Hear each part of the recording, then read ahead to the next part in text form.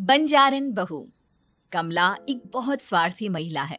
उसने पैसों के लिए एक ऐसे इंसान से शादी की जो पहले से शादीशुदा और एक बच्चे का पिता भी था। कमला के पति को मरे हुए एक अरसा बीत गया है। अब वो अपने सौतेले बेटे वैभव के साथ रहती है। वैभव के दिल में अपनी माँ को लेकर इतना डर है कि वो अपनी माँ के सामने एक शब्द नहीं बोल पाता। उसकी माँ जो कहती है उसको सर झुकाकर वही मानना पड़ता है। वैभव, तुमने अभी तक घर का काम क्यों नहीं किया? तुमसे कितनी बार कहा है कि सूरज निकलने से पहले तुम घर की साफ सफाई पूरी कर दिया करो।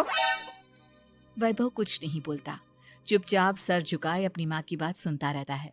तभी पास में खड़ा नौकर सुखराम कहता है, मालकिन, वैभव बाबा को रात से तेज बुखार है, इसलिए वो सुबह जल्दी उठ नहीं पाए। उनके बदले मैं घर की साफ सफाई कर देता हूँ। इसे कोई बुखार नहीं है। मैं इसे अच्छी तरह से जानती हूँ। ये सब काम न करने के बहाने हैं। सुखराम काका, बोल दो इसे, सारे घर का काम यही करेगा। और इससे समय पर अपना काम पूरा नहीं किया तो इससे आज का खाना भी नहीं मिलेगा। मगर मालकिन, वैभव बाबा की सच में ही तबीयत खराब है, आप एक बार देख तो लीजिए। कमला बिना कुछ बोले वहां से चली गई और बेचारा वैभव तेज बुखार में भी काम करता रहा। कमला वैभव की शादी एक ऐसी लड़की से कराना चाहती थी जो अनपढ़ हो और कमला से इसी तरह डरे जिस तरह वैभव डरता है, ताकि वैभव की सारी जायदाद और धन दौलत उसकी मुट्ठी में रहे। लेकिन आज के जमाने में ऐसी लड़की मिलना मुश्किल है। कमला कार में यही सब कुछ सोचती जा रही थी कि तभी रास्ते में, अरे ड्राइवर, तुमने कार क्यों रोक दी? और ये इतना शोर कैसा? मैडम, आगे कुछ बंजारों का खेल चल रहा है, इसलिए भीड़ लगी है। मैं अभी भीड़ को साइड में करवाकर कार निकालता हूँ। ड्राइवर भीड़ को साइड करके कार निकालने की कोशिश करने लगा कि तभी कमला की नजर रस्सी पर चल रही एक फुलवा नाम की बंजारन पर पड़ी। क्यों ना मैं इस बंजारन की शादी वैभव से करा दूं? ये तो अनपढ़ लग रही है, मेरे पैरों तले दबकर भी रहेगी। मुझे अभी इसके माँ बाप से बात करनी होगी। ये सोचकर कमला ने उन बंजारों से बात की और उन्हें शाम को अपने घर बुलाया। फुलवा के माता पिता वहां उसे लेकर आ गए। उन्होंने इतना आलीशान घर पहले कभी नहीं देखा था। अच्छा हुआ आप लोग आ गए। देखिए, मुझे घुमा फिरा कर बात करने की आदत नहीं है, इसलिए सीधे सीधे मुद्दे पर आती हूँ। मुझे आपकी बेटी बहुत पसंद है। मैं अपने इकलौते बेटे की शादी आपकी बेटी फुलवा से कराना चाहती हूँ। इसके बदले में आप जो चाहो वो ले सकती हैं। तभी फुलवा की माँ कहती है, ये क्या कह रही है मैम साहब? कहीं आप हमारी गरीबी का मजाक तो नहीं उड़ा रही ना? आप मेरे बेटे से मिल लो। अगर आपको मेरा बेटा पसंद आता है तो मैं कल से ही शादी की तैयारी शुरू कर दूंगी। सुखराम, सुखराम, वैभव को लेकर आओ। फुलवा अपनी माँ के कान में फुसफुसाती है, माँ, कहीं इस मेम साहब का छोरा पागल तो ना है? फुलवा अपनी माँ से बात कर रही होती है कि वैभव वहां आता है। फुलवा उसे देखती ही रह जाती है और उसके माता पिता उसकी शादी तय कर देते हैं। शादी वाले दिन किसी को फुलवा और वैभव की बेमेल विवाह की बात समझ में नहीं आती। फिर भी एक औरत कमला से पूछ ही लेती है, कमला जी, आपने अपने इकलौते बेटे की शादी देहाती गवार से क्यों करा दी? ये बंजारन आपके घर की बहू बनने लायक तो नहीं है। कम से कम अपने स्टेटस का ही ख्याल कर लिया होता। बहू तो अपने टक्कर की लाती, आपने तो बंजारन को ही बहू बना लिया। अब कमला को समझ में नहीं आ रहा था कि इस बात का क्या जवाब दे। वो कुछ देर चुप रही और सोच समझ कर कहती है, बहन जी, आपको तो पता है आजकल के बच्चे किसी की बात कहाँ सुनते हैं। मैं तो अपनी बहू एक पढ़ी लिखी और अपनी सोसाइटी की ही ढूंढ रही थी। लेकिन मेरे बेटे ने मेरे सामने इस बंजारन को लाकर खड़ा कर दिया। बोला कि मैं शादी करूंगा तो इसी से। अब भला मैं क्या करती, मुझे अपने बेटे के सामने झुकना ही पड़ा। कमला की ये बातें सुखराम भी सुन रहा था। उसने ये सारी बातें वैभव को जाकर बता दी। काका, मैं तो फुलवा को जानता भी नहीं, फिर माँ मेरे बारे में झूठ क्यों कह रही है? अरे बेटा, तुम कितने भोले हो, तुम्हें कुछ भी नहीं पता। तुम्हारे पिता अपनी सारी संपत्ति तुम्हारे नाम करके गए हैं। तुम्हारी माँ नहीं चाहती कि यह संपत्ति तुम्हें मिले, इसलिए उन्होंने तुम्हारी अनपढ़ लड़की से शादी करवाई ताकि तुम्हारी तरह वो भी अपने हक के लिए आवाज ना उठा सके। सुखराम काका, मैं क्या करूं, आप ही बताओ। माँ के सामने आते ही मेरे हाथ पैर कांपने लगते हैं। मैं माँ को कुछ भी नहीं कह पाता। वे दोनों बात कर ही रहे थे कि अचानक कमला वहां गई। कमला को देखकर दोनों घबरा गए। तुम दोनों फिर कभी बातें कर लेना, अभी फेरों का समय हो गया है, चलो जल्दी आओ। इस तरह फुलवा और वैभव की शादी हो गई। अगले दिन कमला ने फुलवा को बुलाया और उसे नसीहत देने लगी। देख बंजारन, तुझे मैंने अपनी बहू बना तो लिया है, लेकिन तुझे इस घर में आँख कान मुंह बंद करके रहना होगा। घर का काम कर और अपने पति से मतलब रख, समझी? कमला का ऐसा रवैया फुलवा को बिल्कुल समझ में नहीं आया। उसने वैभव से इस बारे में बात की। सुनिए ना, माँ जी ने जिस तरह मुझसे बात की मुझे अच्छा नहीं लगा।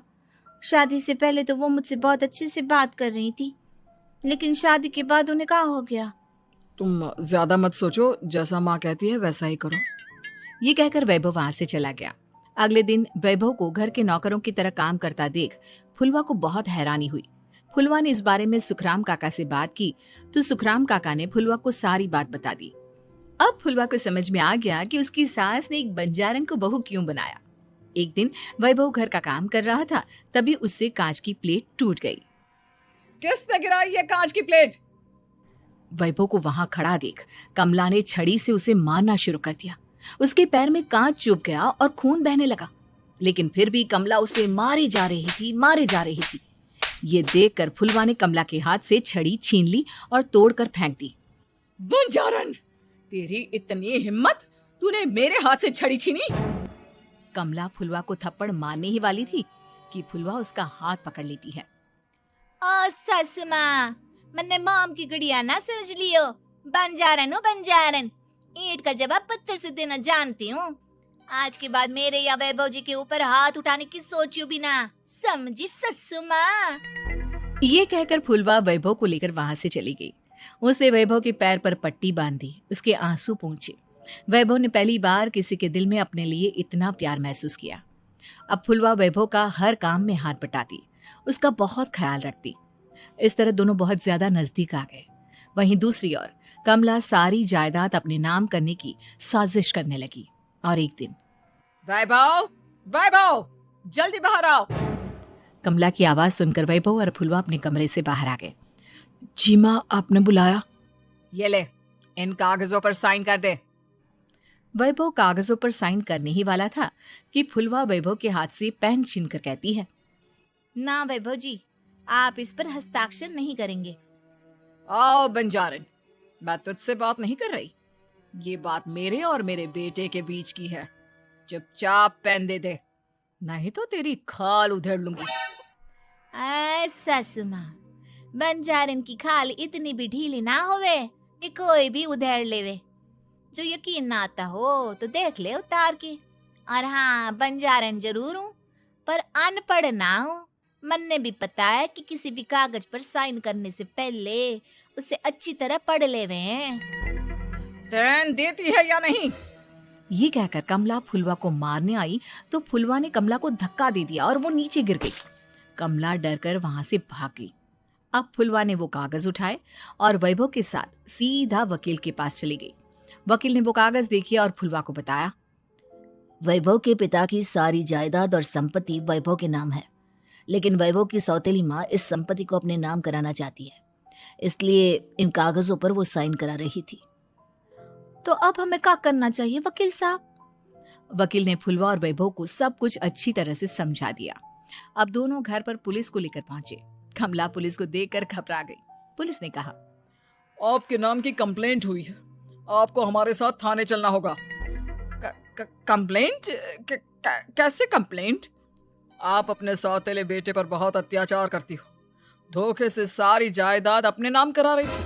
अब नहीं इंस्पेक्टर साहब, जरूर ये मेरी बहू की कोई साजिश है, इससे गलत कंप्लेंट की है। मैडम, शिकायत आपकी बहू ने नहीं बल्कि आपके बेटे वैभव ने की है।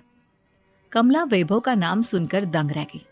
जिस बेटे ने कभी उसके सामने सर नहीं उठाया था, आज वही बेटा उसके सामने पुलिस को ले आया है। वैभव, तुम्हारी इतनी हिम्मत कि तुम पुलिस को ले आए? हाँ माँ, मैं लाया हूँ पुलिस को, और मेरे अंदर इतनी हिम्मत कभी ना आती अगर फुलवा मेरा साथ ना देती। आपने बंजारन बहू को लाकर अपने ही पैर पर कुल्हाड़ी मारी है माँ। मैडम, अब की बात खत्म हो गई हो तो चलो हमारे साथ। वैभव, मुझे माफ कर दो, मुझे थाने मत भेजो। हाँ, आज के बाद मैं तुम्हें कभी नहीं मारूंगी, तुम्हें कभी परेशान नहीं करूंगी, मुझे माफ कर दो। वैभव अपनी कंप्लेंट वापस ले लेता है और पुलिस वहां से चली जाती है। वैभव अपनी सौतेली माँ से कहता है, मैंने पुलिस को वापस तो भेज दिया है, लेकिन मैं आपको माफ नहीं कर सकता। आपने बचपन से आज तक कभी मेरे सर पर हाथ नहीं रखा, हमेशा मुझे मारती रही, नौकरों की तरह बर्ताव करती रही। आप इस घर में नहीं रह सकती, चली जाइए यहाँ से। कमला घर छोड़कर चली गई और सड़क किनारे खड़ी होकर सोचने लगी, काश मैंने वैभव को माँ की तरह प्यार किया होता तो आज मैं इस तरह से बेसहारा ना हो जाती।